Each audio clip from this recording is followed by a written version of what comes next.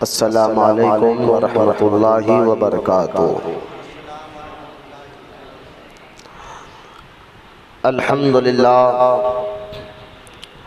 अल्हम्दुलिल्लाहि रब्बिल आलमीन वस्सलातु वस्सलामु अला सय्यिदिल मुरसलीन व अला आलिहि व अस्हाबिहि अजमाइन। अम्मा बाद, वक़ाल अल्लाहु तआला फिल क़ुरआनिल मजीद फ़अऊज़ु बिल्लाहि मिनश शैतानिर रजीम बिस्मिल्लाहिर रहमानिर रहीम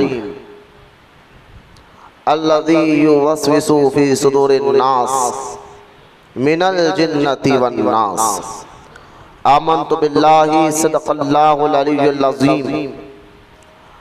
वक़ाल अल्लाहु तआला बिशानि हबीबिहिल करीम इन्नल्लाह व मलाइकतहु युसल्लूना अलन नबिय्यि या अय्युहल्लज़ीना आमनू सल्लु अलैहि व सल्लिमू तस्लीमा।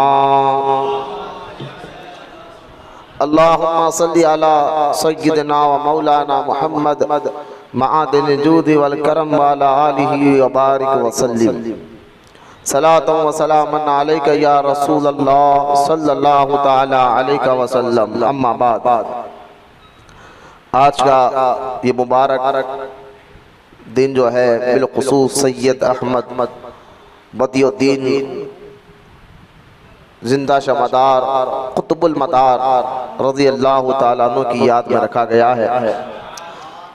इसलिए हमारे हिंदुस्तान में इस महीने को जिसको जमादिल अव्वल भी कहा जाता है, अरबी में जमादिल ऊला भी कहा जाता है, लेकिन जो अहले मोहब्बत है इस महीने को मदार का महीना भी कहते हैं, क्योंकि आपकी 17, 18, 19 तारीख ये उर्स मुबारका की तारीख है इस महीने की। और आपको अल्लाह ताला ने जो मुकाम व मर्तबा अता फरमाया है, आज इंशाअल्लाह ताला हम उसमें से कुछ बातें जानने की कोशिश करेंगे। हज़रत की सारी ज़िंदगी सीरत मुबारका पर मैं लगातार 4-8 दिन से मुताल्ले में था, तब भी वो मुकम्मल अभी नहीं हुई। तो इसका मतलब ये है कि हज़रत को अल्लाह ताला ने बेशुमार करामात अता फरमाए और बहुत बुलंद दर्जा अता फरमाए हैं।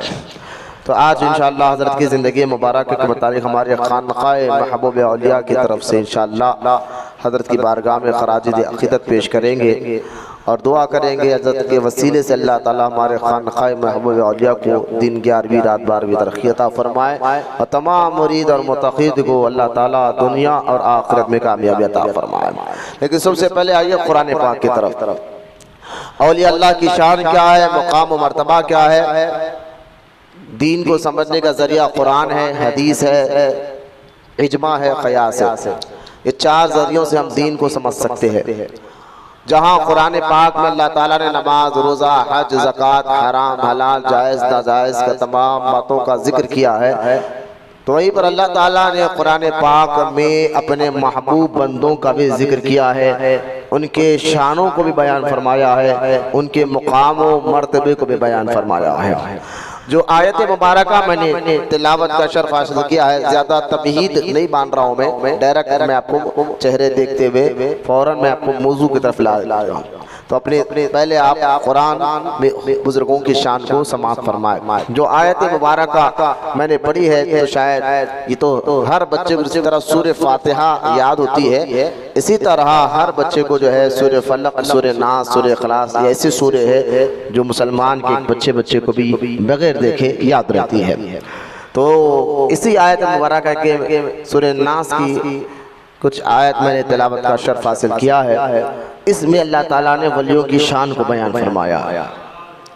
अब आयत मुबारका को गौर से समझेंगे तो इंशाअल्लाह, इसलिए कुरान किसी उलमा के सामने, किसी आरिफ के सामने बैठकर समझेंगे तो हमारे मशाइखीन और आरिफीन ने इसलिए ये बात कही, अगर कुरान की बिस्मिल्लाह की बे से लेकर वन्नास तक पूरा का पूरा कुरान हुजूर की नात को बयान फरमाता है।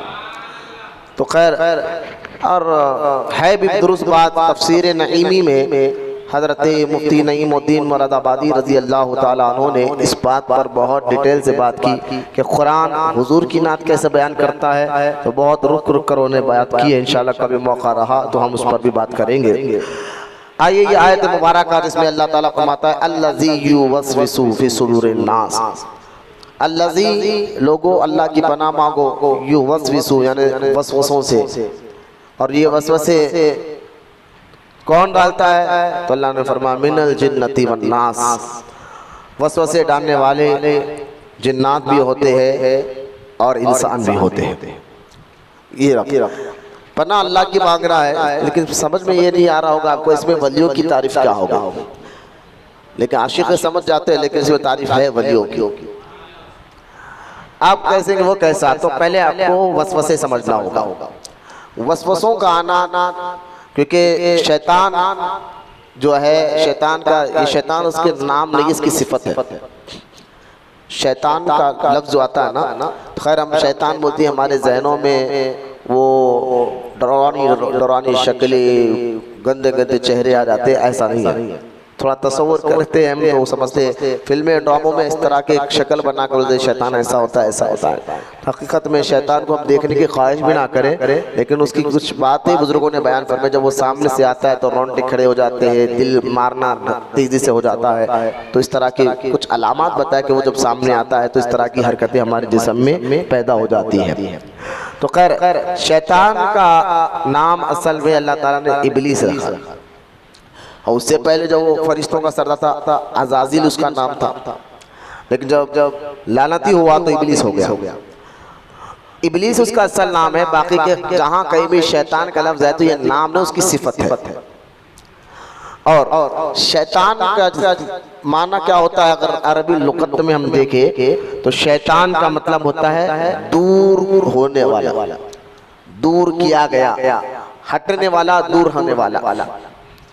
और शैतान को इसलिए शैतान इबलीस को शैतान इसलिए कहते हैं कि वो अल्लाह की रहमत से दूर हो चुका है। अल्लाह ताला ने उस पर लानत का तौक भेज दिया है, हमेशा के लिए अल्लाह की रहमत से वो दूर हो चुका है, इसलिए इबलीस को शैतान कहते हैं। और इसी तरह अल्लाह ताला ने मिनल जिन्नति वन नास कहा, यानी कुछ इंसान नुमा शैतान भी दुनिया में है। अब इंसान को शैतान क्यों कहा गया, तो यहाँ पर उलमा ने बयान फरमाया कि वो इंसान जो तुम्हें अल्लाह के जिक्र से रोके, रसूल की इताअत से रोके, दीन और कुरान से रोके, वो भी शैतान के नक्शे क़दम पर है, इसलिए उसको भी शैतान कहा जाएगा। जो चीज़ आपको अल्लाह से दूर करते हैं, दीन और कुरान से दूर करते हैं, वो शैतान है। जो चीज़ आपको अल्लाह से दूर करते हैं, दीन और कुरान से दूर करते हैं, वो चीज़ क्या है, शैतान है। तब इंसान है, फ़ोन में है, फ़ोन आपको दीन से रोक रहा है तो शैतान है। अच्छा काम करेंगे तो फिर मसला अलग है। तो खैर अब वसवसे क्या करना, अल्लज़ी युवस्विसु, कुरान ने फरमाया अल्लाह की पनाह मांगो वसवसे डालने वाले शैतान से और इंसान से। तो वसवसे के बारे में पहले मैंने लफ्ज़ शैतान का माना बता दिया, और ये भी बता दिया कि शैतान इबलीस का सिफत है, और इंसानों में भी ये सिफत होती है। ऐसी आदतें इंसानों के अंदर भी आती है जो आपको अच्छे काम से रोकती है, तो वो शैतान है। आप फौरन अल्लाह की पनाह में आ जाना चाहिए। अल्लाह की पनाह में कैसे आना है, लेकिन उससे पहले वसवसों को समझिए। हदीस पाक में आता है, अल्लाह के रसूल अलैहिस्सलाम ने इरशाद फरमाया कि कुछ सहाबा हुजूर की बारगाह में आए और आकर कहा, या रसूलुल्लाह सल्लल्लाहु अलैहि वसल्लम, हमें इतने खतरनाक वसवसे आते हैं कुरान को लेकर, हदीस को लेकर, आपको लेकर, अल्लाह को लेकर, दीन को लेकर, इतने खतरनाक वसवसे आते हैं, तो इससे बेहतर है कि हमें कोई आसमान से फेंक दे, यानी हम मौत को, इतने खतरनाक वसवसे आने लगे। तो अक्सर लोग परेशान होते हैं वसवसों से, जरा गौर से इस हदीस को सुन लीजिए। इतने खतरनाक वसवसे आ रहे हैं, तो पीर के खिलाफ भी वसवसे आना कोई बड़ी बात नहीं, आते। तो वसवसे इतने खतरनाक आ रहे हैं कि सहाबा कहने लगे कोई हमें उससे बेहतर है कि उतने ऊंचाई से फेंके जैसा आसमान है, वहां से फेंक दे। तो अल्लाह के रसूल अलैहिस्सलाम ने फरमाया, अच्छा ऐसे वसवसे आते? फरमा हाँ। तो हुजूर अलैहिस्सलाम ने फरमाया, ये ईमान की पहचान है। यानी सरकार अलैहिस्सलाम ने फरमाया ये ईमान की पहचान है कि डाकू वहीं पर डाका डालता है जहाँ खजाना होता है। ऐसा नहीं कि गरीबों के घर में, फकीरों के घर में डाका नहीं डालते। डाकू हो या चोर, चोरी वहां नहीं करता जहाँ गरीब फकीर हो। चोर हो या डाकू वहीं पर डाका डालते हैं, चोरी वहीं पर करते हैं जहाँ माल होता है, दौलत होती है, पैसा होता है। तो लिहाजा इसी तरह जहाँ ईमान की दौलत होती है, शैतान वही वसवसे ज्यादा डालता, शैतान वही वसवसे ज्यादा डालता है। लेकिन कभी क्या होता है, वसवसों से बंदा जो है ना भटक भी जाता है, क्योंकि शैतान का ये एक हथियार है, इब्लीस का ये एक हथियार है, वसवसे डालना। और ये हथियार, क्योंकि इब्लीस अल्लाह से वादा कर चुका है कि मैं सीधे रास्ते पर बैठा रहूंगा और तेरे जो बंदा तुझ तक जाता है हर उस बंदे को भटकाऊंगा। तो इस सीधे रास्ते पर जब वो बैठा हुआ है और हर आने वाले को भटकाता है, तो कई तरीके से भटकाता है। कभी लालच पैसे के देता है, कभी लालच औरतों के देता है, कभी लालच, तो हर तरीके से वो भटकाता है। उसमें से वसवसे डालना भी है। तो वसवसे डालकर भी आपको भटकाता है कि छोड़ो यार, कुरान इतना नमाज पढ़ के फायदा क्या हुआ, तुम पाबंदी से जिक्र की महफिल में जा रहे हो, फायदा क्या हो रहा है, कारोबार वैसी छे, परेशानी वैसी छे, बला हट नहीं रही है, छोड़ो दरगाहों में जा। तो वसवसे डालता है। उसका मकसद क्या है, आपको वसवसे डालकर उस सीधे रास्ते से हटाना। तो अब यहाँ उलमाए किराम ने एक बात बयान फरमाई कि देखो वसवसों का आना बुरा नहीं है, ये तो आते हैं, इसको कोई रोक नहीं सकता, आते। लेकिन वसवसों को जहन में रखकर उसके बारे में सोचना ये बुरा। वसवसे तो आते हैं, सहाबा को भी आते हैं, तो वसवसों का आना बुरा नहीं, वसवसों को जहन में रखकर उसके बारे में सोचना बुरा है। तो खैर शैतान क्या करता है, तो आपके दीन और कुरान और अच्छे कामों में वसवसे डालकर अच्छे काम को रोक देता है। और इसी तरह कुछ इंसान नुमा शैतान, जैसा कि आप देखें फातिहा क्यों दिला रहे, 11वीं क्यों कर रहे, औरस क्यों कर रहे, ये अंगूठे क्यों चूम रहे, मिलाद का जलसा क्यों निकाल दिया, ये क्या है, ये झंडे क्यों लगा रहे। तो ये वसवसे इंसान नुमा शैतान डाल रहा है दीन के मुताल्लिक। एक वसवसे शैतान इब्लीस डालता है, एक वसवसे इंसान नुमा शैतान डालता है।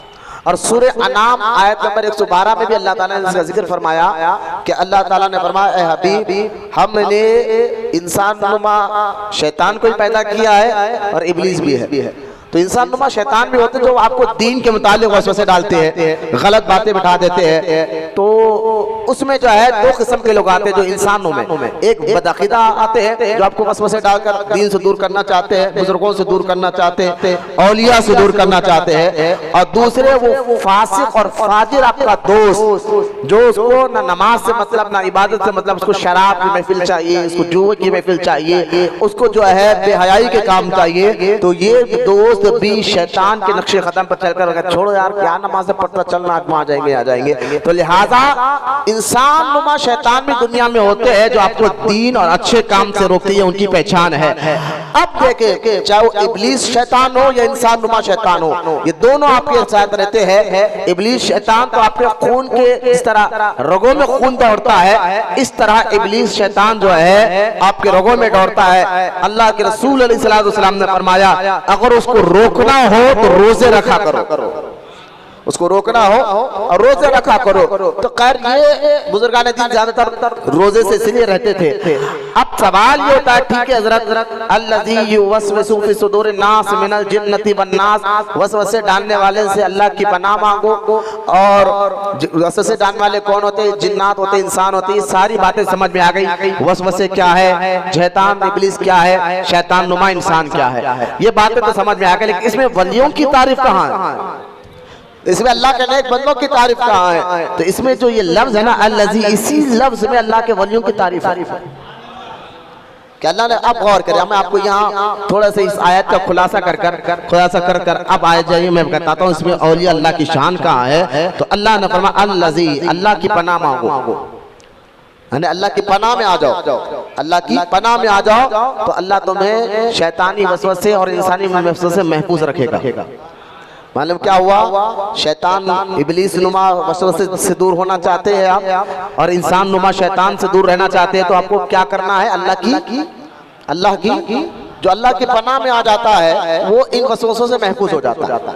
अब अल्लाह की पनाह, जैसे कि हम पढ़ते हैं अऊज़ु बिल्लाहि मिनश शैतानिर रजीम, अल्लाह हम तेरी पनाह चाहते हैं शैतान रजीम, शैतान से और जो रजीम हो चुका है। तो खैर, तो अब सवाल ये है कि ये अल्लाह की पनाह में आना है तो पनाह मिलेगी कैसे?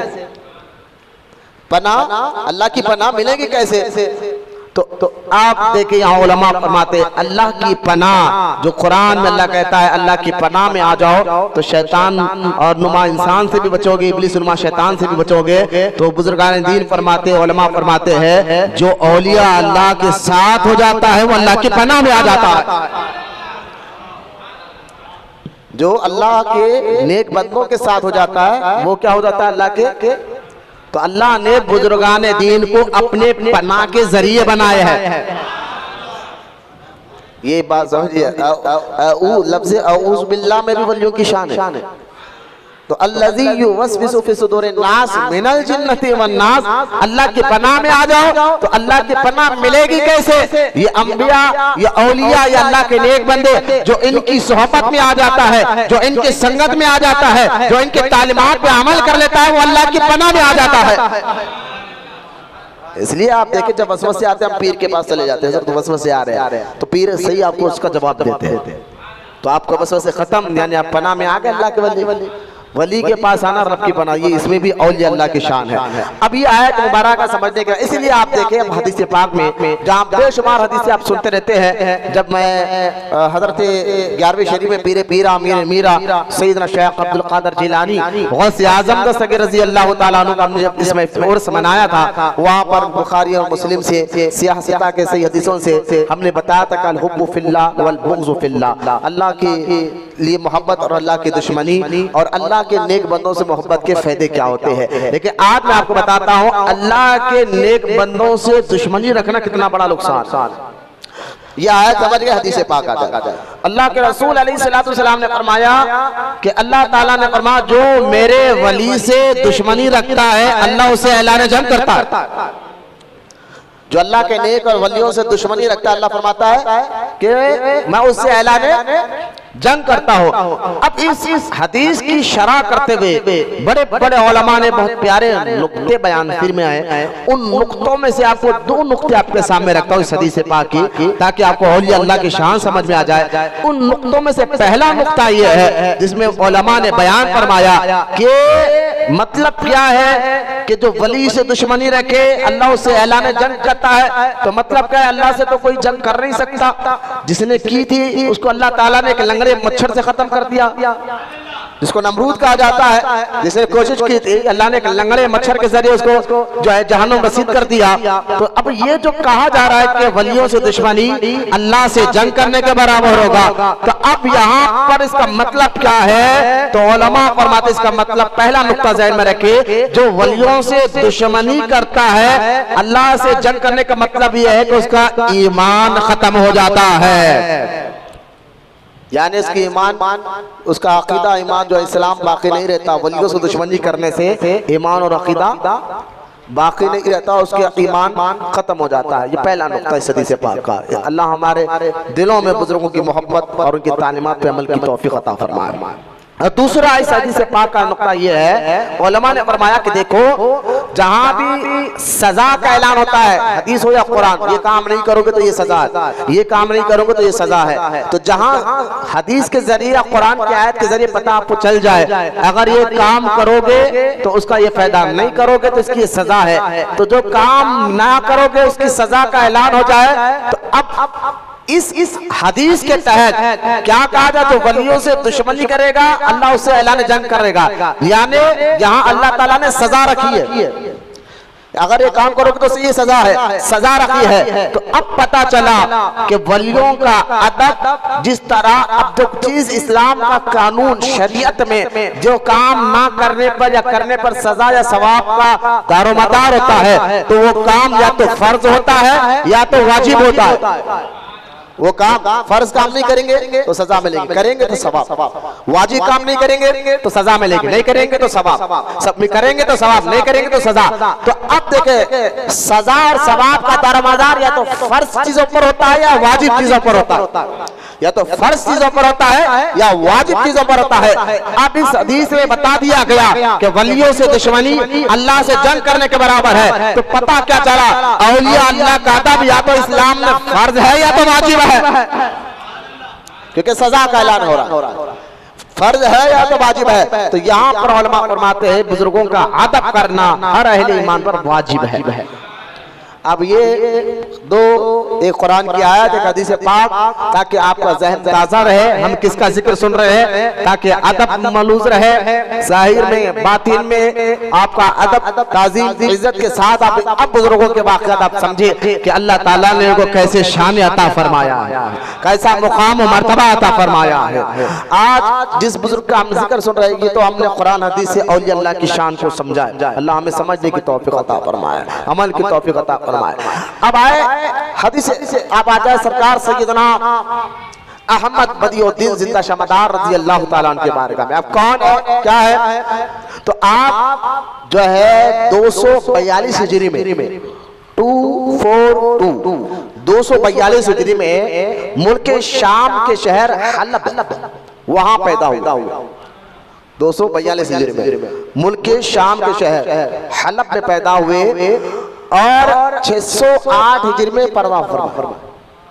608 हिजरी में पर्दा फरमाया। इस हिसाब से आपकी टोटल उम्र, जिंदा शमदार की टोटल उम्र 596 साल होती है। 5996 596 साल, 4 कम 600 साल आपकी उम्र है। अब देखिए 242 242 हिजरी आपकी पैदाइश है और गौसे आजम पैदा हुए 470 हिजरी में। गौसे आजम कब पैदा हुए, 400, यानी 200 साल पहले के बुजुर्ग के गौसे आजम से भी पहले के। आप जब 250 साल के थे, आप गौसे जिंदा शमदार जब 250 साल आपकी उम्र थी, तब आप गौसे आजम से मुलाकात भी करें। जिंदा शमदार जो है मुलाकात भी करे। मैं उसकी भी बात आगे चलकर बताऊंगा। 242 हिजरी और पैदा हुए और अल्लाह ने आपको इतनी लंबी उम्र अता फरमाई।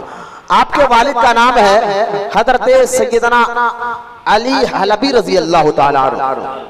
आपके वालिद का नाम सैयदना अली हलबी, मुल्क शाम में इलाका हलब, वहाँ आप रहते थे इसलिए आपको हलबी कहा जाता है, सैयदना अली हलबी।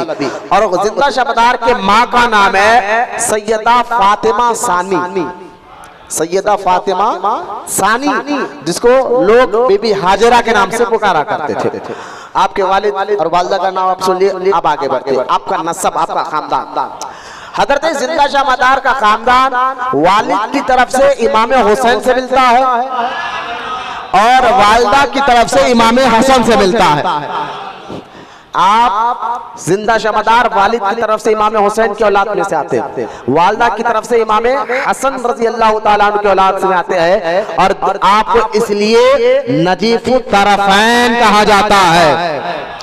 नजीफु तरफैन उस बुजुर्ग को कहा जाता है जो वालिद और वालिदा से जिनका शिजरा बीबी फातिमा से मिलता हो जाकर, वालिद से भी और वालिदा से भी दोनों का शिजरा किससे मिलता हो, बीबी फातिमा खातून जन्नत रजी अल्लाह ताला अन्हा से मिलता हो। क्योंकि हजरत मौलाए कायनात अली मुर्तज़ा रजी अल्लाह ताला अन्हु के और भी बीवियां हुए हैं। बीबी खातून जन्नत के पर्दा फरमाने के बाद आपने और भी शादियां की है, लेकिन उन मौला अली के बेटे जो वालिद तो अली हो, माँ फातिमा नहीं कोई और हो, तो उनको उलवी सैयद कहा जाता है। लेकिन जो खातून जन्नत हसनी हुसैनी सादात हो उसको नजीफो तरफैन सैयद कहा जाता है।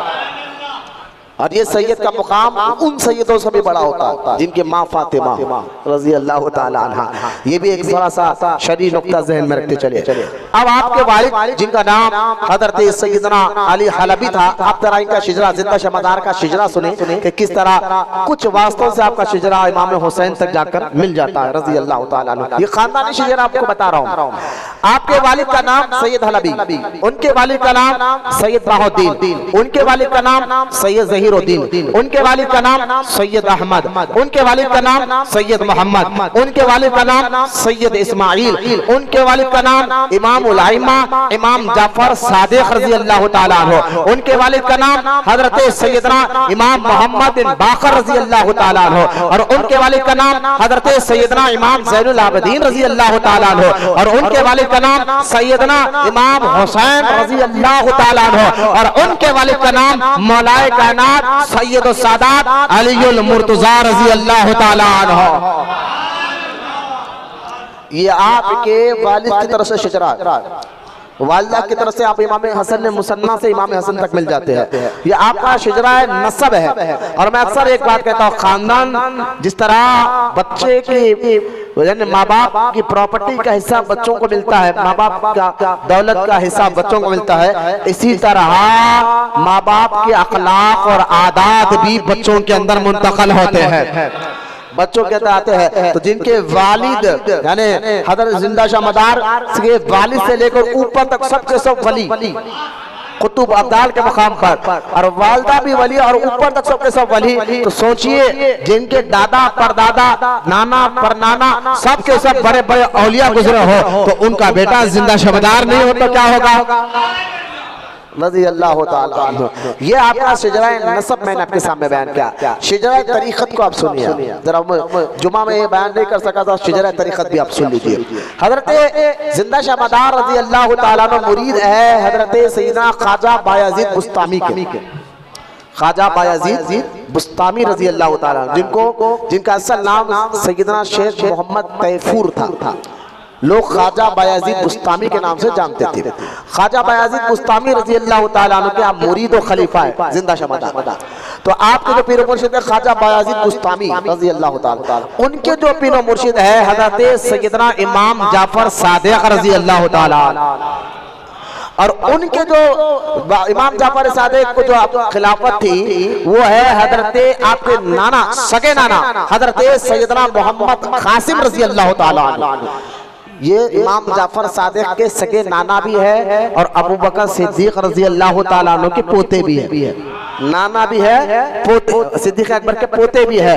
और इतने बड़े कभी आप हिल्लतुल औलिया किताब पढ़कर देखे, या हजरत शाह अब्दुल अजीज मुहद्दिस देहलवी की अपनी किताब मशहूर मारूफ किताब के हालात मुहद्दिसीन के हालात पर अगर आप पढ़ेंगे तो मदीना तो मुनव्वरा के सबसे बड़े मुहद्दिस और फकीह में नाम इमाम जाफर सादिक के नाना हजरत सैयदना मोहम्मद कासिम रज़ी अल्लाह ताला अन्हु का आता है। आप हजरत इमाम जाफर सादिक के नाना है मोहम्मद कासिम रज़ी अल्लाह ताला अन्हु। फिर उनको खिलाफत थी हजरत सैयदना सलमान फारसी रज़ी अल्लाह ताला अन्हु से, और सलमान फारसी रज़ी अल्लाह ताला अन्हु को खिलाफत थी हजरत अमीरुल मोमिनीन सैयदना अबू बकर सिद्दीक रज़ी अल्लाह ताला अन्हु से।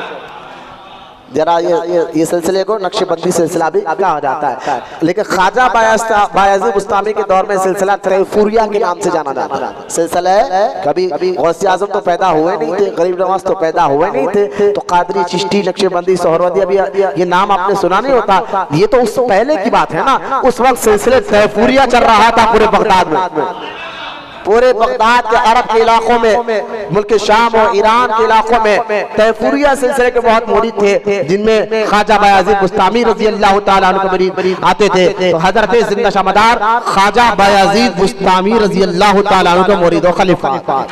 बोले मोहब्बत से सुभान अल्लाह। आइए, ये आपका नसबी सिलसिला, खानदानी सिलसिला और तरीक़त का सिलसिला, ये दोनों आप समझने के बाद आगे बढ़ते हैं। आपके वालिद क़ाज़ी क़ुज़ा थे, जिंदा शाह मदार के वालिद का नाम सैयदना अली हलबी रज़ी अल्लाह ताला। क़ाज़ी क़ुज़ा हमारे हैदराबाद में क़ाज़ी क़ुज़ा उसको कहते हैं जो क़ाज़ी यानी जो निकाह पढ़ाता है, लेकिन यहाँ क़ाज़ी क़ुज़ा से मुराद वो क़ाज़ी नहीं, इसको आज के दौर में उसको मुफ्ती आज़म कहा जाता है।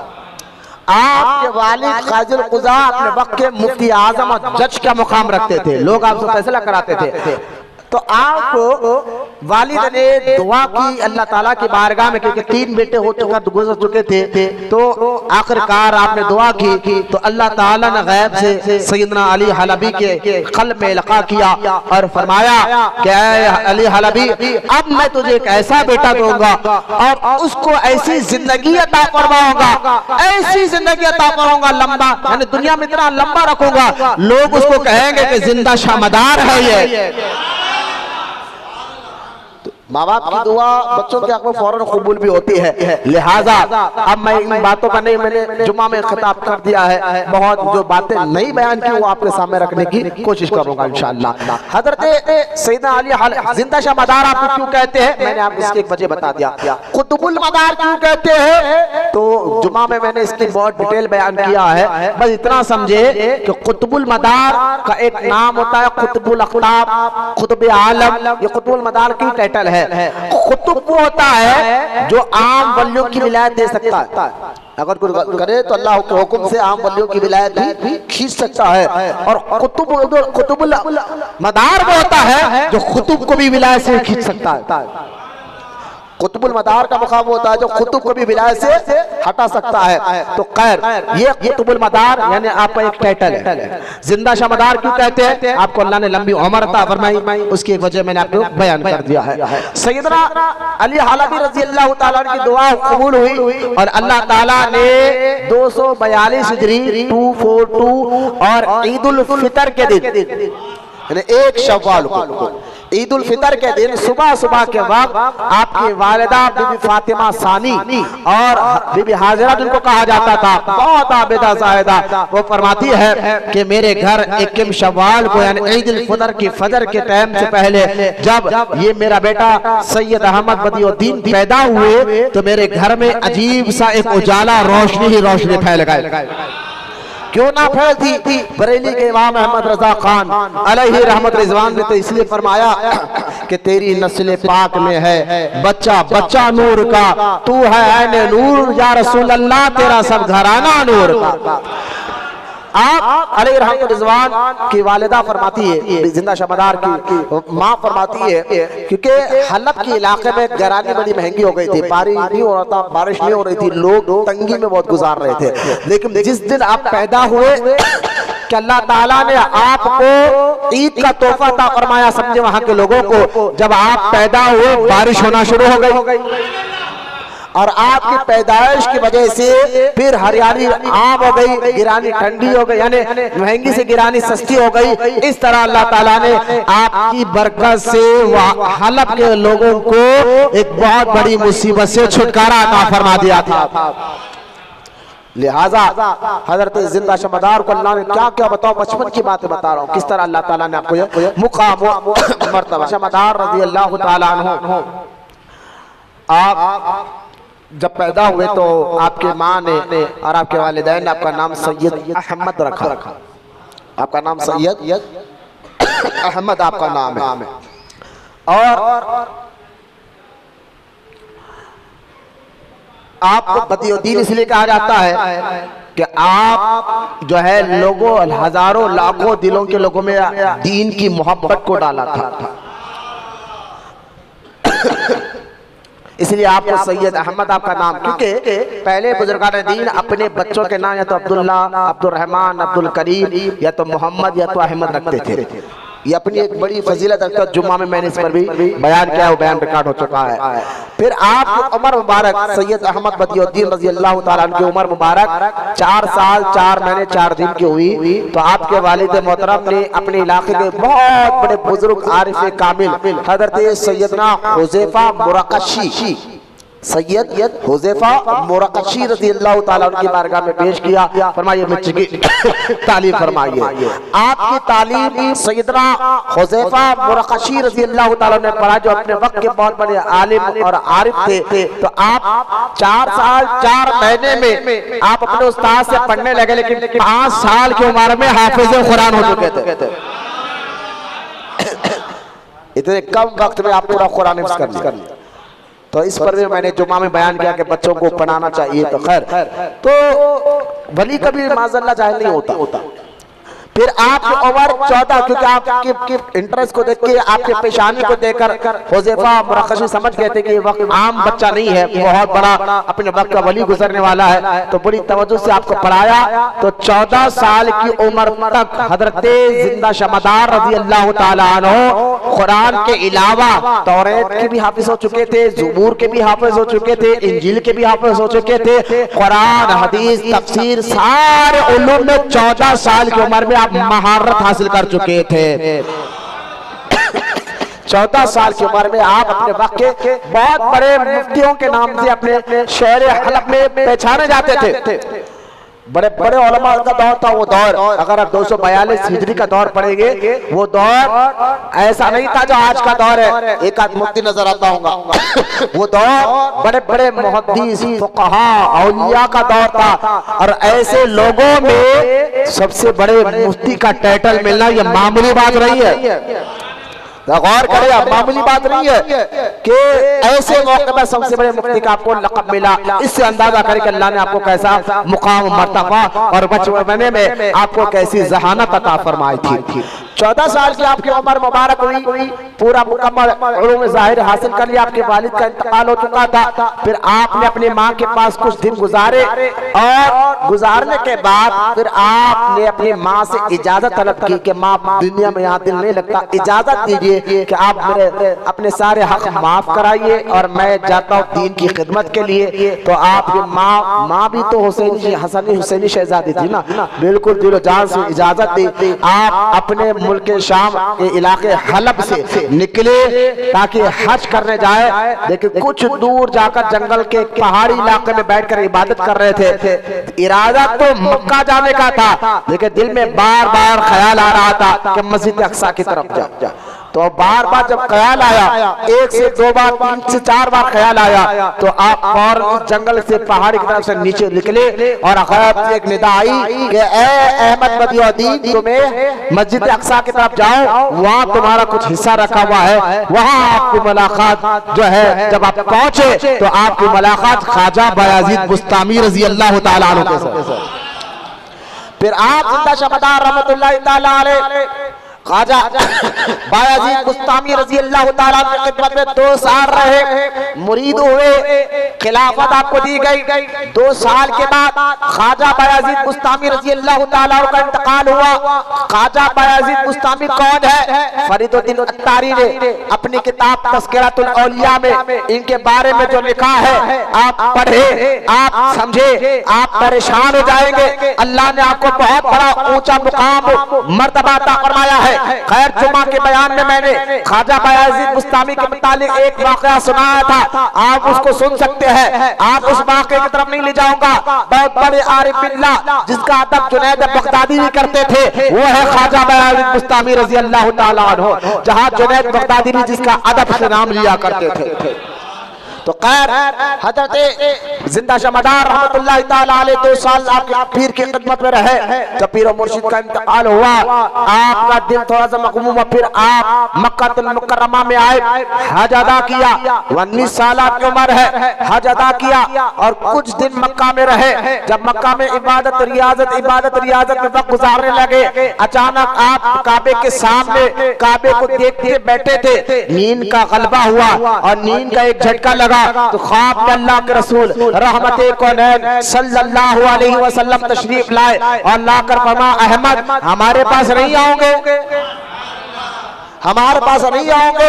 जिंदा शमदार रज़ी अल्लाह ताला अन्हु फौरन अपना रुख मदीना मुनव्वरा की तरफ करते हैं। मदीना मुनव्वरा में उस वक्त रोज़े रसूल को लोग छुआ करते थे, चूमा करते थे, करीब बैठा करते थे। वो दौर ऐसा दौर था। हज़रत जिंदा शमदार रज़ी अल्लाह ताला अन्हु क़ब्र रसूल की, हुजूर के रोज़े मुबारक क़ब्र रसूल पर जाते हैं, चूमते हैं, बैठते हैं, दुआ करते हैं, सलाम करते हैं। तो सरकार के क़ब्र मुबारक से आपके सलाम का आपको जवाब भी अता किया जाता है। बोलो मोहब्बत से सुभान अल्लाह। फिर वहाँ कुछ दिन वक्त गुजारा, इबादत रियाजत में वक्त गुजारा। आखिरकार सरकार मदीना अलैहिस्सलाम ने आपको हुक्म दिया, ऐ सैयद अहमद बदियुद्दीन, अब तुम अपने जद मौलाए कायनात अलीउल मुर्तजा के पास जाओ, वहाँ भी तुम्हारा हिस्सा है। आप अपने नाना के हुक्म पर मदीना से निकलते हैं और नजफ मौलाए कायनात अलीउल मुर्तजा के रोजे पर हाजिरी देते हैं। वहाँ पर मौला अली ने आपकी तरबियत फरमाई और आपको जाहिर और बातिन को पाक को साफ किया। फरमाया, अहमद अब मेरे बेटे इमाम हुसैन के पास जाओ, वहाँ भी तुम्हारा हिस्सा है। आप करबला शरीफ आते हैं, इमाम हुसैन रज़ी अल्लाह तआला अन्हु ने भी जिंदा शमदार की खूब जाहिर बातिन तरबियत फरमाई, खूब नवाजा। वहाँ से आपने फरमाया इमाम हुसैन पाक ने अब नाना की बारगाह में फिर से हाजिरी दो। अब फिर से दोबारा मदीना मुनव्वरा आते हैं तो मेरे आका रहमत कौनैन सल्लल्लाहु तआला अलैहि वसल्लम सिलसिला उवैसिया की तरफ फैज देते हुए हजरत जिंदा शमदार को खुद ख्वाब में आकर बैत करते हैं। एक सिलसिला इस सिलसिले को सिलसिले उवैसिया कहा जाता है। क्या कहा जाता है? उवैसी सिलसिला, यानी जो बुजुर्ग पर्दा फरमा गए लेकिन जाहिरी जिंदगी में तो मुलाकात नहीं, लेकिन ख्वाब में आकर बैत करे। बोला सुभान अल्लाह। तो ये फैज भी जिंदा शमदार को हासिल है कि हुजूर ने ख्वाब में आकर आपसे बैत की, आपको बैत किया और फरमाया जिंदा शमदार से अब तुम हिंदुस्तान की तरफ जाओ। खुद हुजूर ने हुक्म फरमाया। ये उस वक्त की बात है, अभी गरीब नवाज पैदा नहीं हुए, अभी गौसे आजम पैदा नहीं हुए। तो आप अंदाजा करें उस वक्त हुक्म हो रहा है कि अब तुम हिंदुस्तान की तरफ जाओ। इससे क्या पता चला? हुजूर अलैहिस्सलाम की जुबान में हमारे शहर, हमारे मुल्क का नाम भी है। फरमाया अहमद हिंद की तरफ जाओ, हिंद की तरफ जाओ, क्योंकि एक हदीस पाक में आता है अल्लाह के रसूल अलैहिस्सलाम ने अपने चेहरे को अपने हिंदुस्तान की तरफ कर लंबी लंबी खुशबू लेकर फरमाया था कि इस इलाके हिंद से मुझे मोहब्बत की खुशबू आती है। बड़े बड़े आशिकीन यहाँ गुजरे हैं, लिहाजा सैयद अहमद बदियुद्दीन जिंदा शमदार हुजूर के हुक्म पर मदीना मुनव्वरा से निकले। कई दिन का सफर करते करते करते समंदर के किनारे पहुंचे तो अब आपके पास ना पैसा था ना दिरहम था कि जाए तो जाए कैसे। समंदर के किनारे पर हिंदुस्तान को जाने के लिए कश्ती तैयार है, लोग कश्ती में बैठ रहे हैं, जिंदा शमदार समंदर के किनारे खामोश खड़े हैं। जाए तो कैसे जाए, किरारा नहीं है, लेकिन रसूल पाक ने जाने का हुक्म दिया। अब वही जरिया बनाएंगे। ये सोच रहे थे एक जहाज का कप्तान नीचे उतरता है, चेहरा देकर कहता है कि हम क्या आप इंडिया जाना चाहते? कहा हाँ। कि आप चलिए, कहा मेरे पास पैसे नहीं है। कहा आपको पैसे देने की जरूरत नहीं है, आप कश्ती में सवार हो जाते हैं। आप वहां से कश्ती समंदर के जरिए से कश्ती जा रही है। एक दिन गुजरा, 2 दिन गुजरा, लोग आपसे मुतासिर हुए, लोग आपको कश्ती में करीब आकर बैठकर सवालात करने लगे। आखिरकार जिंदा शमदार रज़ी अल्लाह तआला अन्हु ने अपने नाना के दीन की तबलीग कश्ती के अंदर सबसे पहले शुरुआत की और लोगों को दीन हक का कालमे की दावत दी। कलमा पढ़ाया, लोगों को कहा कि कलमा पढ़ो। और जब दीन की तारीफ करने लगे तो कश्ती में ज्यादातर तादाद यहूद की थी, ज्यादातर तादाद मुशरिकीन की थी। वो लोग आपसे लड़ने लगे और आपको बकवास करने लगे, माज़अल्लाह आपके बारे में गुस्ताखियां करने लगे। जब आपसे यहूद और मुशरिकीन कश्ती में चलते हुए कश्ती में आपसे लड़ने लगे और आप पर बकवास करने लगे, आपकी गुस्ताखी करने लगे, तो हज़रत जिंदा शमदार रज़ी अल्लाह तआला अन्हु कहा कुछ भी नहीं है। लेकिन वो हदीस ज़हन में रखे, सरकार ने क्या फरमाया, जिसने मेरे वली से दुश्मनी की अल्लाह उसे अल्लाह ने जंग करता है। लिहाजा हज़रत जिंदा शमदार ने तो कुछ नहीं कहा, लेकिन अल्लाह ताला के जल्लो जलालहू है, वो उस जलाल में अल्लाह ताला की जात मुबारक आई और ऐसा तूफान आया, उस तूफान में कश्ती गर्क हो गई। जितने गुस्ताख थे सबके सब मारे गए। गैब से एक तख्ता बाहर आया, उस तख्ते पर जिंदा शमदार और आपको कुछ चाहने वाले उस तख्ते पर सवार होकर और कई दिन का सफर करते करते तो तख्ता किसी ने चला नहीं, खुद ब खुद तख्ता खींचते खींचते आपको गुजरात के साहिल पर लाकर छोड़ दिया था। बुजुर्गों की गुस्ताखी से इस तरह का मामला होता है।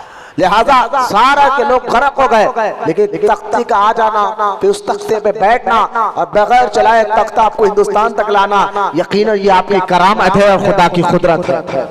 यकीनन ये आपकी करामत है और खुदा की कुदरत भी आपको समझ में आ जाएगी। लिहाजा आप गुजरात के शहर में आए तो आप उस वक्त आप कई दिन के भूखे थे, कई दिन के प्यासे थे, भूख और प्यास से निडाल हो चुके थे, लेकिन अल्लाह ताला ने उसी वक्त करम ने फरमाया, हजरत खिज़र अलैहिस्सलाम को वहां पर भेजा।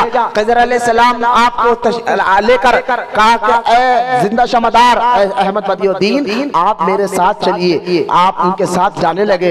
हजरत सैयद अहमद बदियुद्दीन कहते हैं मुझे एक बाग में ले जाया गया। उस बाग में मैं एक तख्त देखता हूँ, तख्त पर मैंने देखा अल्लाह के रसूल अलैहिस्सलाम जलवा फरमा है और दिगर सहाबा जलवा फरमा है। लिहाजा सरकार ने करीब बुलाया, कहा भूख सता रही है, प्यास सता रही है, लाओ मैं उस मुकाम पर तुम्हें पहुंचा देता हूँ कि आज के बाद ना तुम्हें भूख लगेगी, ना तुम्हें प्यास लगेगी, ना तुम्हारे आंख का कपड़ा मैला होगा।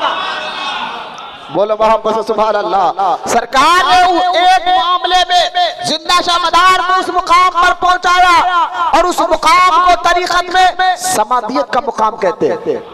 क्या कहते हैं? समद। अल्लाह समझ समझिए। औलिया अल्लाह पर अल्लाह ताला अपनी अलग अलग तजल्ली जाहिर फरमाता है।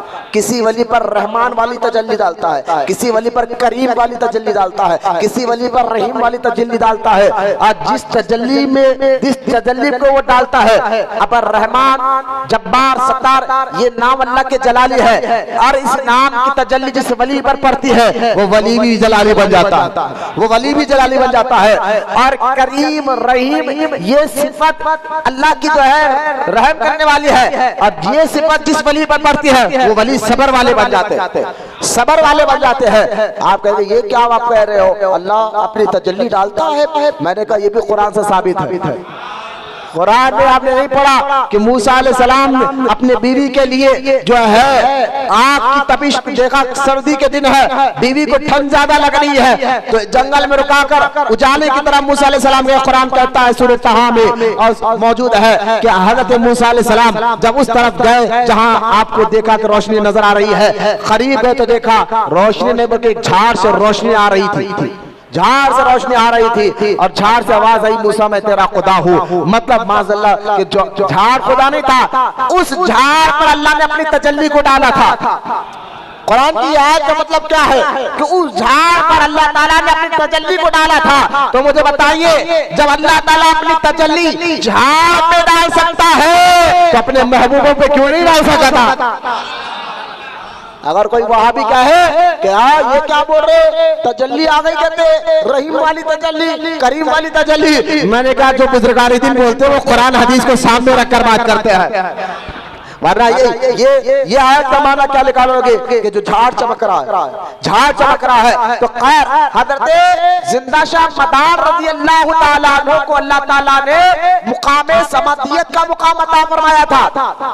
अल्लाहु समद यानी समदियत यानी हर चीज से बेनियाज।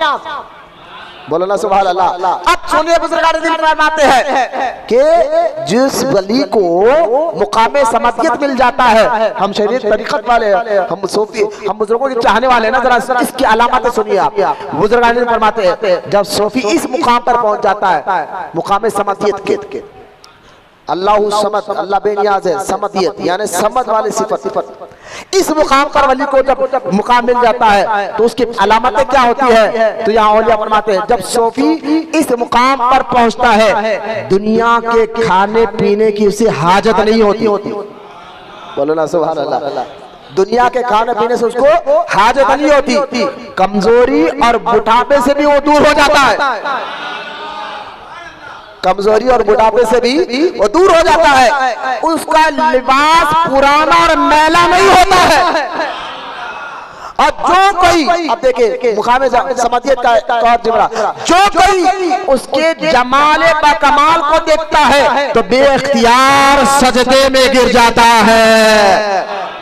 सारी ये अलामतें क्या कहा, जो मुकामे समदियत में पहुंच जाता है यानी अल्लाह बेनियाज है और ये बेनियाज वाली सिफत अल्लाह अपने वली को दे दे तो हर चीज से वो भी बेनियाज हो जाता है। फर्क देखे क्या, इसलिए जिंदा शमदार जो एक बार कपड़ा पहनते थे सारी जिंदगी वो कभी मैला नहीं होता था। बोलो ना सुभान अल्लाह। खराब नहीं होता था। दूसरा खाना की तो आपको हाजत थी नहीं, हाँ, इसका मतलब ये नहीं है कि कभी कभी मिल जाता तो थोड़ा बहुत खाते, लेकिन बरसों बरसों भी ना खाते तो आपके ना कमजोरी होती ना। और इसलिए आपको अल्लाह ने इतनी लंबी उम्र दी कि 596 साल आपकी उम्र हुई। और इन 596 साल में आपने 7 मरतबा हिंदुस्तान से मक्का का दौरा किया है। 7 मरतबा हिंदुस्तान। वो दौर या तो कश्ती का दौर था, पैदल का दौर था, तो 2 मरतबा कश्ती में गए हैं और 5 मरतबा पैदल अब अलग अलग रूटों से मक्का मुकरमा पहुंचे हज करने के लिए। ये 7 मरतबा। तो आप उनके बुढ़ापा कैसा था होगा, थकान कैसी थी होगी, उम्र का लिहाज कैसा था होगा। कहने का ये मुकाम समझियत में थे, इसलिए तो उनकी सिफत है ना बुढ़ापा समझ में आता है ना कमजोरी समझ में आती है। बोलो ना भाव। शायद मैं कुछ मुरीद होंगे ये मुकाम समझियत का पहली मरतबा ये नाम सुन रहे होंगे। हाँ, ऐसा भी मुकाम होता है, लिहाजा आप गौर करें मुकाम समझियत पर। और फिर आप सारी जिंदगी पर्दे डालकर रहते थे जिंदा शमदार। क्यों? क्योंकि जब भी आप पर्दा हटाते, जिस तरह फरिश्ते आदम अलैहिस्सलाम को देखकर सजदे में चले जाते ना, इस तरह लोग आपको देखकर अपने कदमों में गिर जाते थे। आपके तजल्ली को कोई ताप नहीं ला सकता। अल्लाह ने ऐसा चमक। हाँ, होता है। आप कहेंगे ऐसी भी चमक होती है? मैंने कहा जरा चमक कब आती मालूम है? जब दिल साफ होता। हाँ, दिल में गंदगी हो तो चमक चेहरा हमारा है ना, दिल जितना साफ हो चेहरा उतना चमकता। पाउडरों से, क्रीमों से नहीं चमकता चेहरा बुजुर्गों का। उनका चेहरा दिल की सफाई से चमकता था। जिस दिल की चमक ऐसी हो और उस चमक पर अल्लाह का नूर बरस रहा हो, जिसके दिल पर अल्लाह का नूर बरस रहा हो, तो यकीनन चेहरा भी तो चमकेगा ना, चेहरा भी तो चमकेगा ना। ये चमक आपके अंदर भी आ सकती है, शर्त है कि दिल को साफ रखो।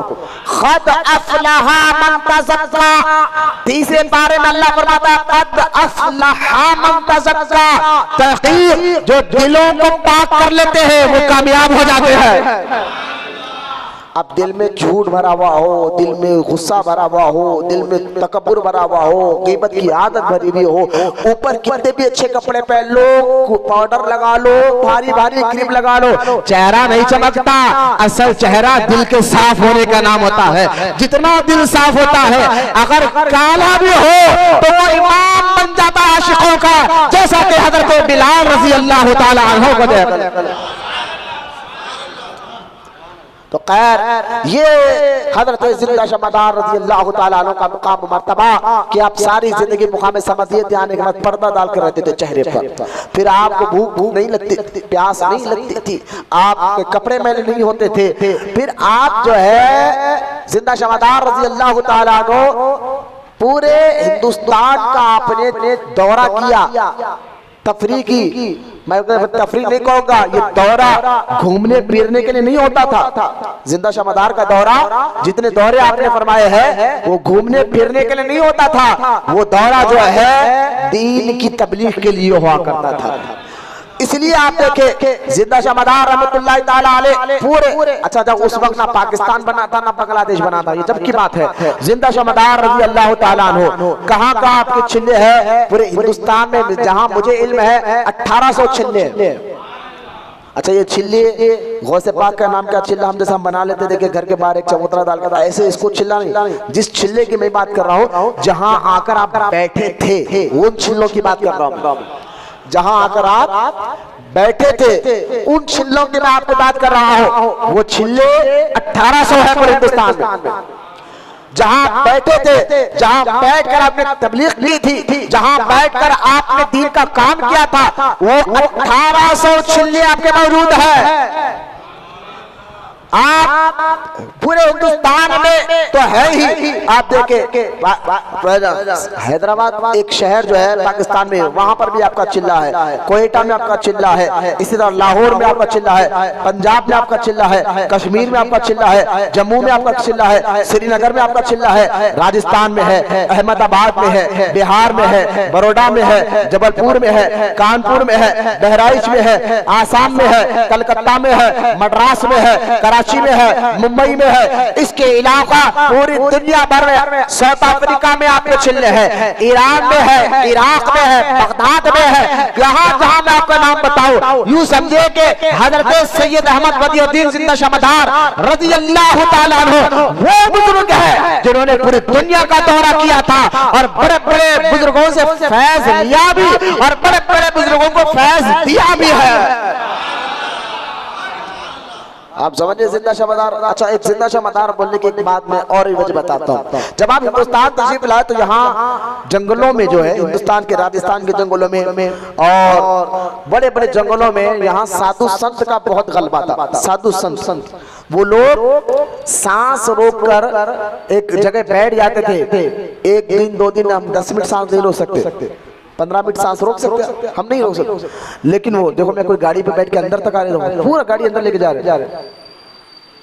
लिहाजा हजरत सैयदना जिंदा शमदार रज़ी अल्लाह ताला अन्हु को जब आप यहाँ हिंदुस्तान में आए और यहाँ तबलीग का सिलसिला देखा, कुरान हदीस से तो किया ही किया, लेकिन कुछ लोग उन साधु संत को देखकर मुतासिर होते थे जो जंगलों में 4-4 महीने 6-6 महीने बगैर खाए, बगैर पिए, बगैर सांस लिए एक जगह बैठे रहते थे।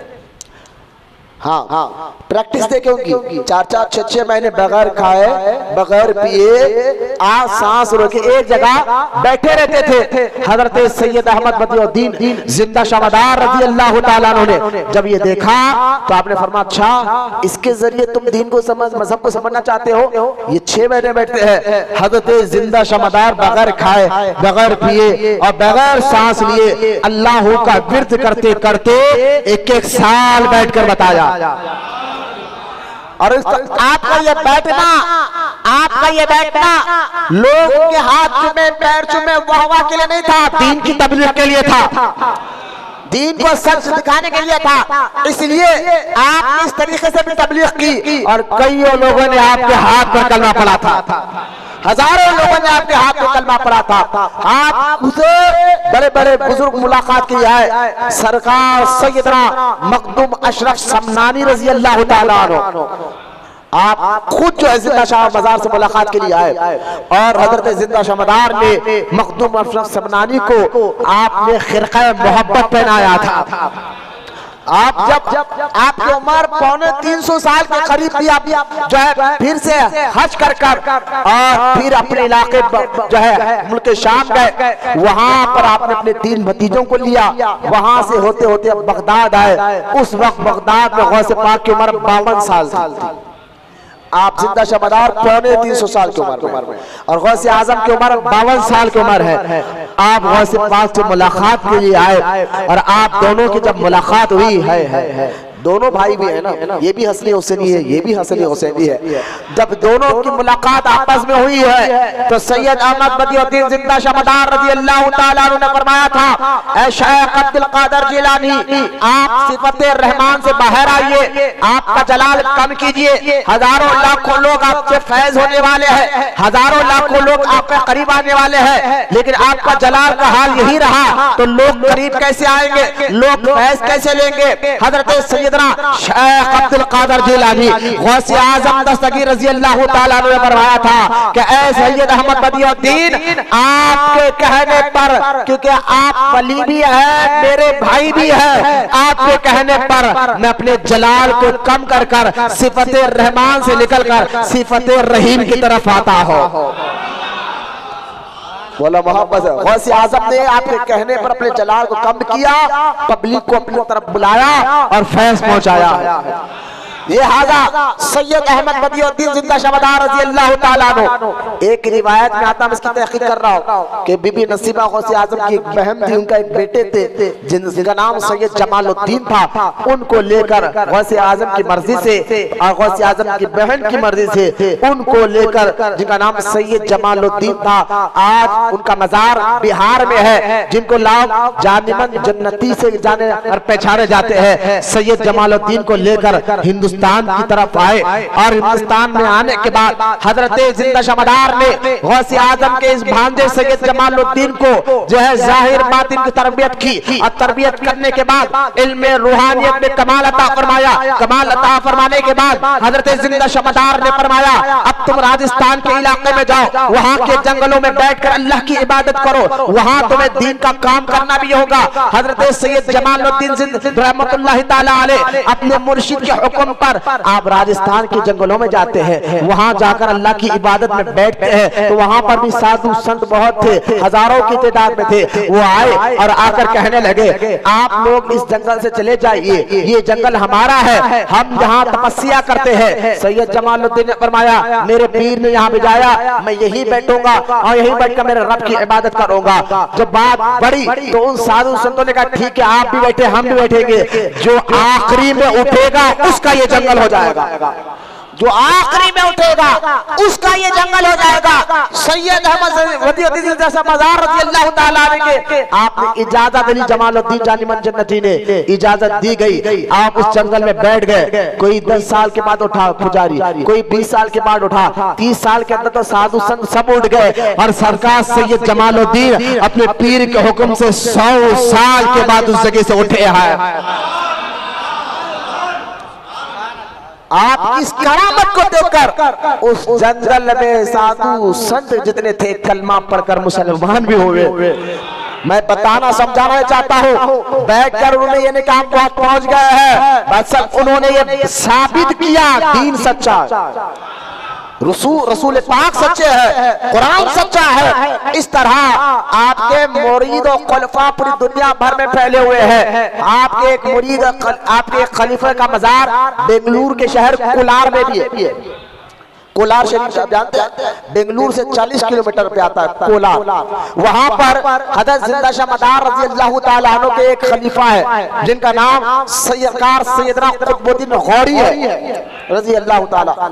अब जब सरकार कुतुबुद्दीन गौरी का इंतकाल हुआ था ना, जिंदा शमदार के ये मुरीद खलीफा है, अब उनके गुलामों का मुकाम देख लिया।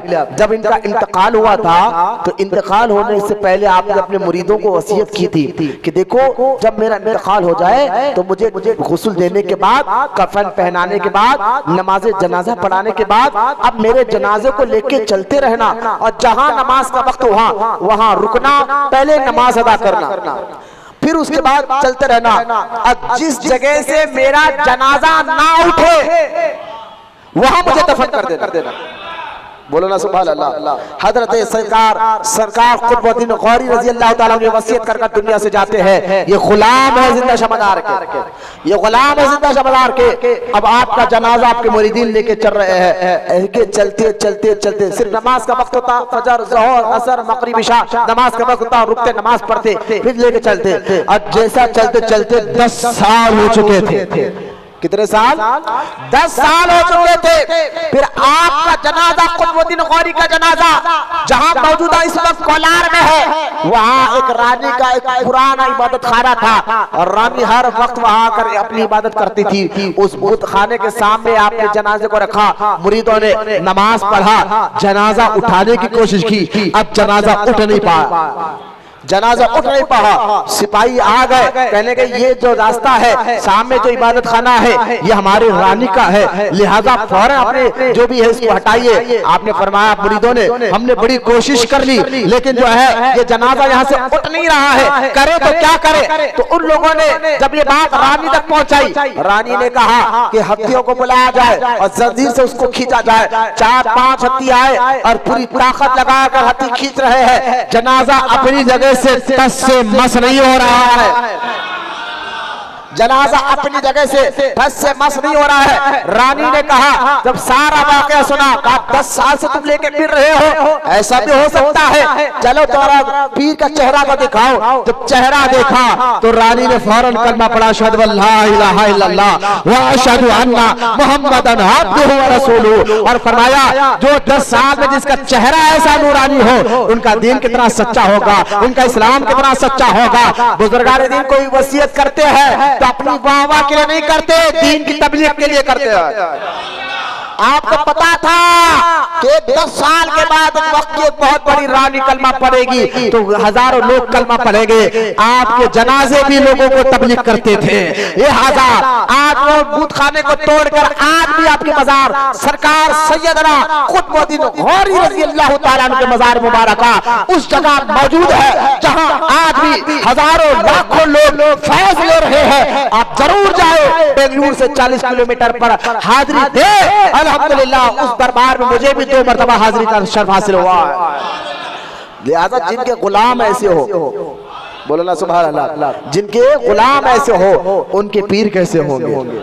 सैयद अहमद बदियुद्दीन जिंदा शमदार रज़ी अल्लाह ताला अन्हु, आपका फैजान पूरी दुनिया भर में छिले। आप कनौज, जौनपुर, यहाँ से कई मरतबा आप गए। आप एक मरतबा अपने एक सफर में अफगानिस्तान गए थे और अफगानिस्तान में आप एक जगह जंगल, आपकी आदत है कि जंगल के बाहर खड़े होते। जंगल के बाहर खड़े हुए और खड़े होने के बाद जो है वहाँ आपको मुरीदीन कुछ एक घास का झोपड़ा बनाए थे। आप कुछ दिन जब तक रहना चाहे अल्लाह वहाँ रहते चले जाते।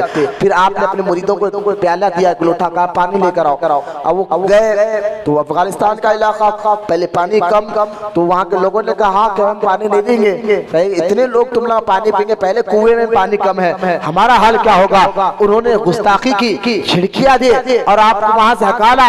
आपके मुरीद को, आपके मुरीद आए और आकर फरमाया हुजूर पानी तो दे नहीं रहे हैं, झिड़कियां देकर हकाल दिया गया है। हजरत सैयद अहमद जिंदा शमदार रज़ी अल्लाह ताला अन्हु सिफात समतियत पे थे, हल्का सा जलाल आता है और फरमाते हैं अपने मुरीद को जा लोटा लेकर उस कुएं के करीब जा और जाकर कहे कि ए पानी तुझे हजरत सरकार सैयद अहमद बदियुद्दीन जिंदा शमदार बुला रहे हैं, फौरन आजा।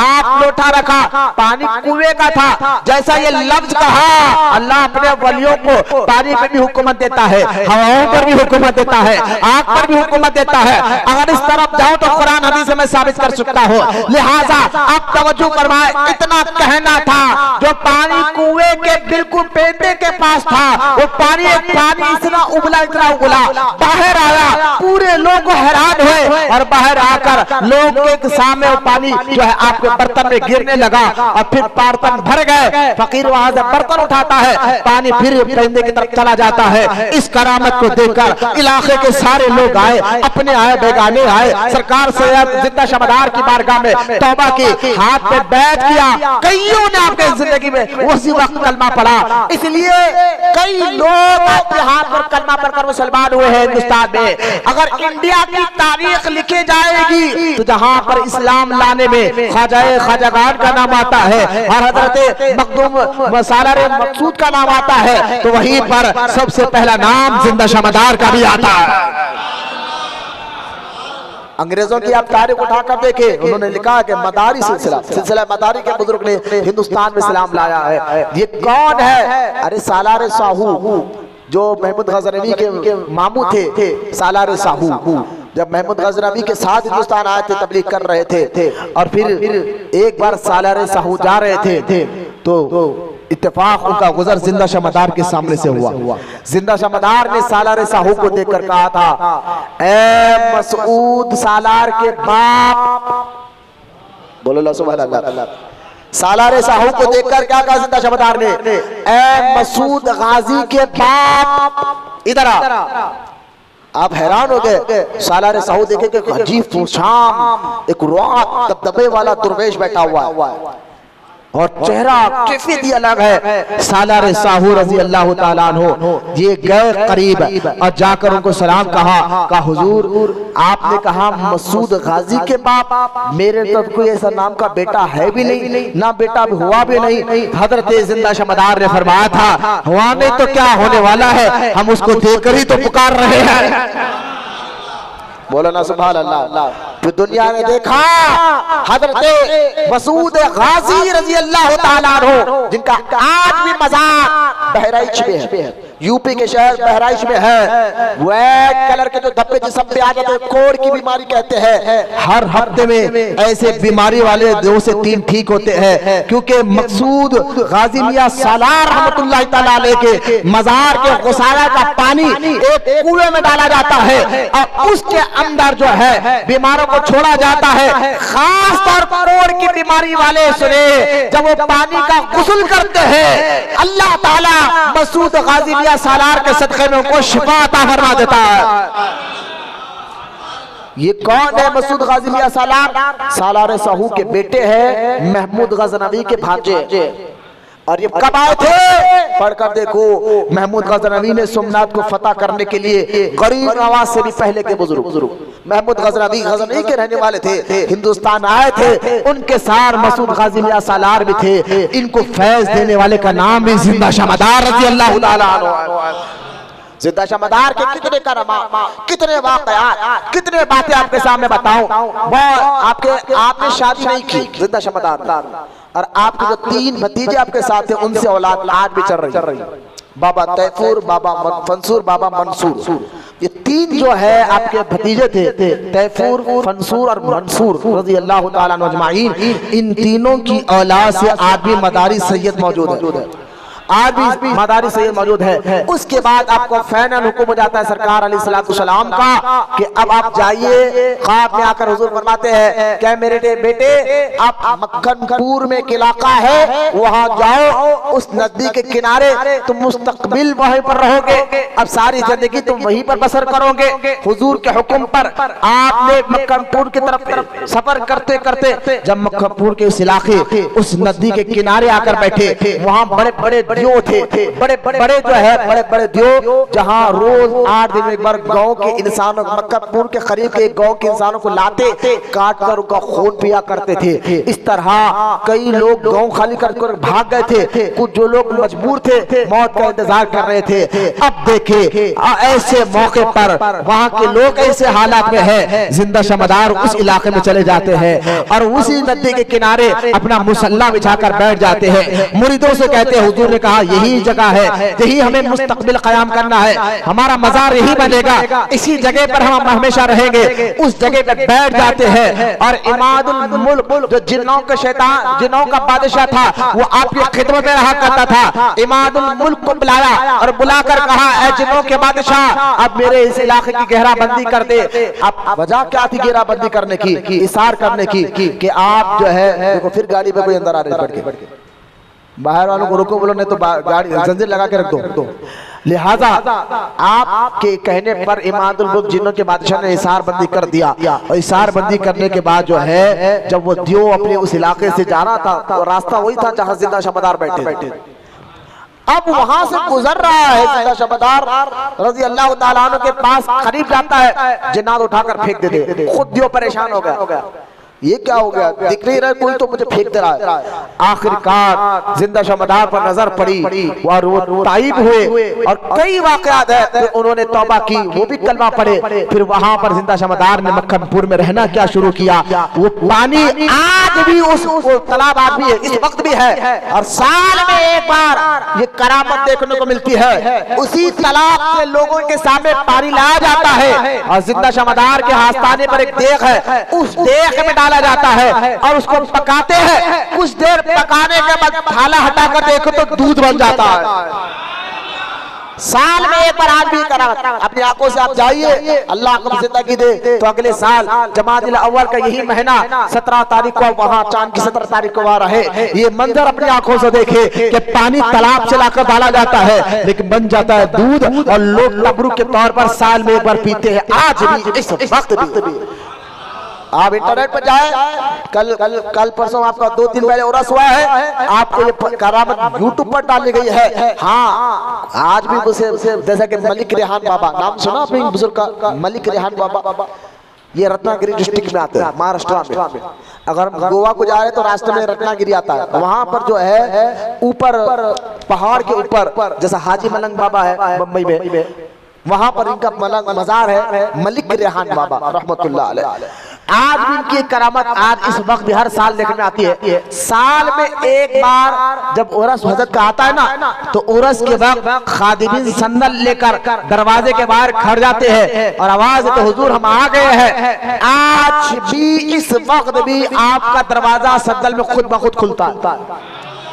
बोलो अगर आप यकीन नहीं, आप यूट्यूब पर जाइए, मलिक रेहान बाबा नाम मारिए, दरगाह मलिक रेहान बाबा, वो करामत कई यूट्यूबरों ने बड़े बड़े मीडिया ने गौर किया कि शायद कोई अंदर आदमी होगा, कोई अंदर आदमी नहीं था। कई लोगों ने तहकीक करने के बाद अपने यूट्यूब पर डाला, वाकई खुदाई करिश्मा है। आज भी उरस के मौके पर मलिक रेहान बाबा रहमतुल्लाह ताला अलैह का दरवाजा खुद ब खुद खुलता है। तो मैं यही तो कहता हूँ, आज भी एक करिश्मा आपको जिंदा शमदार के रोजे पर देखेगा। लोगों के सामने पानी डाला जाता है, बन जाता है दूध।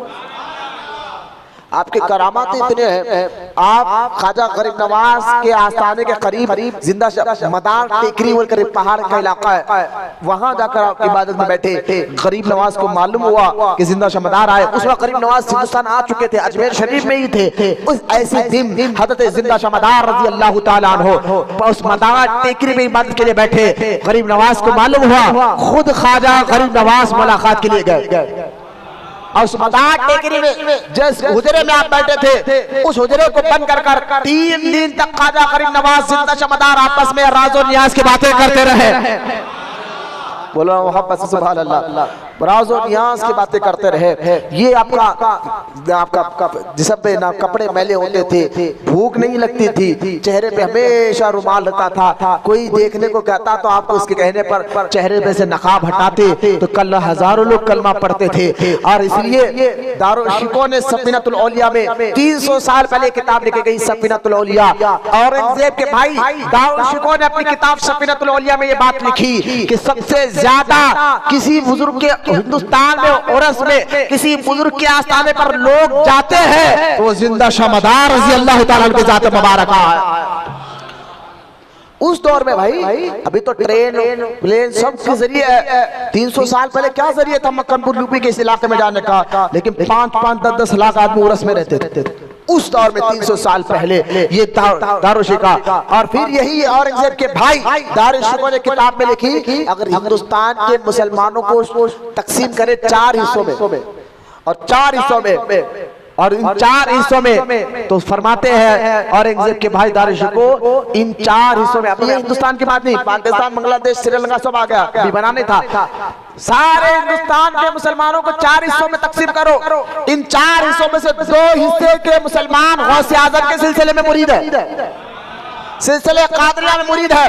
बचे 2 तो हजरत औरंगजेब के भाई कहते 1 हिस्से के मुरीद जिंदा शमदार के है, सिलसिले मदार 1 हिस्सा। और फरमा बचा चौथा हिस्से में से आधा हिस्सा चिश्ती सिलसिले में है, गरीब नवाज के, और आधा हिस्सा सोहरवर्दिया सिलसिले में है। ये है 1 हिस्सा हिंदुस्तान का जिंदा शमदार के मुरीदों में आता है रज़ी अल्लाह तआला अन्हु। आपके एक मुरीद है और बहुत चहीते खलीफा, पूरी दुनिया भर में आपको मुरीद और खलीफा के मज़ारात है। जौनपुर में, लखनऊ में है, बहराइच में है और कनौज में है। आप कहाँ का मैं भी कर्नाटका, बेंगलुरु का मैंने आपको बताया, पूरी दुनिया भर में है। छिल्ले आपकी दुनिया भर में, हमारे हैदराबाद में भी आपका एक छिल्ला है जो पुरानी हवेली के करीब आता है, 4 कमान के पास। लिहाजा आपके छिल्ले कहाँ नहीं है, यहाँ छिल्ले है, वहाँ बैठ कर आपने तबलीग का काम किया। याद रखे, एक आपके खलीफा की बात, 2 बातें सुनाकर हम इंशाअल्लाह खत्म बात कर रहा हूँ कि हजरत जिंदा शमदार रज़ी अल्लाह तआला अन्हु के एक मुरीद है खलीफा, चहीते खलीफा, जिनका नाम था मौलाना हुसामुद्दीन। बड़े आशिक थे, बड़े बड़े उलमा, बड़े बड़े मशाइख अपने दौर के आपके मुरीद है। तो खैर मौलाना हुसामुद्दीन कहते एक दिन मैंने देखा हुजूर हुजरे खास में बैठे थे और खास रब की तजल्ली आपके चेहरे पे बरस रही थी। और जब हुजूर हुजरे खास कमरे में होते उस वक्त बगैर इजाजत कोई जा नहीं सकता था। मैं उस हालात को देखकर फौरन दाखिल हो गया, फौरन अंदर हुजरे के अंदर दाखिल हो गया। तो आपने फरमाया कौन है बेअदब जो बगैर इजाजत से हमारे अंदर हमारे हुजरे में आ जाए। मौलाना हुसामुद्दीन ने कहा हुजूर गुस्ताखी की माफी चाहता हूँ, लेकिन क्या करूँ, खास तजल्ली का वक्त था। अब हदीस से भी साबित है, मैं बताना नहीं चाहता वो वक्त नहीं है, लिहाजा खास तजल्ली का वक्त था। और खास तजल्ली के वक्त नजर रखना तो समझ जाए कि देखने वाले का भी मुकाम बड़ा था। वो हर एक को समझ में नहीं आता वो वक्त वो टाइम जो वलियों पर खास तजल्ली होती है, ये देखने वाले का भी मुकाम मर्तबा समझता है। तो लिहाजा मौलाना उसामुद्दीन ने कहा हुजूर खास तजल्ली का वक्त था, तो मैं ये फैज लेने के लिए बगैर इजाजत के लिए आ गया। अगर इजाजत का इंतजार करता तो शायद मुझे ये फैज ना मिलता। हजरत जिंदा शमदार मुस्कुराए और मुस्कुराकर फरमाया सलामत सलामत सलामत, 3 बार फरमाया सलामत सलामत सलामत। मशाइखीन कहते हैं अगर उस वक्त जिंदा शमदार सलामत सलामत ना कहते तो वो जो तजल्ली आपके ऊपर नाजिल हो रही थी उस तजल्ली से मौलाना उसामुद्दीन जलकर खाक हो जाते, जलकर खाक हो जाते। लेकिन जब आपने सलामत सलामत सलामत कहा तो तजल्ली आप पर सलामती से आप पर भी आई, इसलिए आज वो का नाम मौलाना हुसामुद्दीन सलामती से मचाने जाते हैं। हाय बोलो मोहब्बत से सुभान अल्लाह। ये है जिंदा शमदार 608 हिजरी 596 साल की उम्र में आपको पर्दा फरमाए। अब आपका एक कौल सुन लो, उसके बाद हम बात तो टाइम जिक्र पढ़ेंगे। एक कौल आपका जो हमारे लिए आज मैं समझता हूँ हम सब के लिए रहनुमाई है, हम सब के लिए, मेरे लिए भी आपके लिए भी, हम सब के लिए सुन लिया। सुने जिंदा शमदार फरमाते कि इंसान के अंदर 3 सिफतें होती है और 3 में से एक में तो वो अमल करता। अब इन 3 में से कोई एक में उसके अंदर वो सिफत है तो फरमाते कैसे? फरमा एक सिफत हैवानी, एक है सिफत शैतानी और एक है सिफत मलकूती। अब फरमाते हैं कि जो बंदा सिर्फ दुनिया में आए खारा पीरा सोरा, बस उसका काम इतना ही, खारा पीरा सोरा, बस उस तरह काम, उसको नमाज इबादत कोई चीज मतलब ही नहीं है। खाओ भी आज के तकरीबन लोग कहीं से हो गया ना, खाना पीना सोचा भाई अपने आप को अच्छा रखो, बस क्या नमाज रोजा इबादत दीन।